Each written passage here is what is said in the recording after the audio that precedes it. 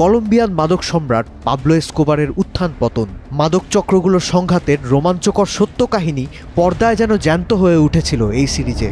Narcos Mexico সিরিজে দেখা গেছে মেক্সিকোর গুয়াদালাহারা কার্তেলের বেপরোয়া দাপট।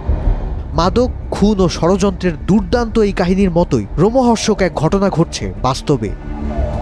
মেক্সিকোর পশ্চিমাঞ্চলীয় সিনালোয়া রাজ্যে মাদক কারবারিদের দুই পক্ষের মধ্যে ব্যাপক সংঘর্ষ শুরু হয়েছে। এই ঘটনায় মারা গেছেন 53 জন, নিখোঁজ আরও 51। মাদক কারবারিদের মধ্যে সংঘাতের সূত্রপাত জুলাইয়ে। মেক্সিকোর মাদক সম্রাট ইসমাইল এল মায়ো জাম্বাদা গ্রেপ্তার হওয়ার পর থেকে। জাম্বাদার অভিযোগ, লস চাপিতোস মাদক কারবারি গোষ্ঠীর এক জ্যেষ্ঠ সদস্য তাকে অপহরণ করে যুক্তরাষ্ট্রে নিয়ে যায়। 9 সেপ্টেম্বর থেকে শুরু হয় ভয়ঙ্কর সংঘাত। সহিংসতা থামাতে হিমশিম খাচ্ছে মেক্সিকোর সেনাবাহিনী। বৃহস্পতিবার তারা লস চাপিতোস গোষ্ঠীর নেতা ইভান আর্কিভালদো গুজম্যানকে গ্রেপ্তার করেছে। রয়টার্স বলছে, সহিংসতা থামার কোনো লক্ষণ এখনও দেখা যাচ্ছে না।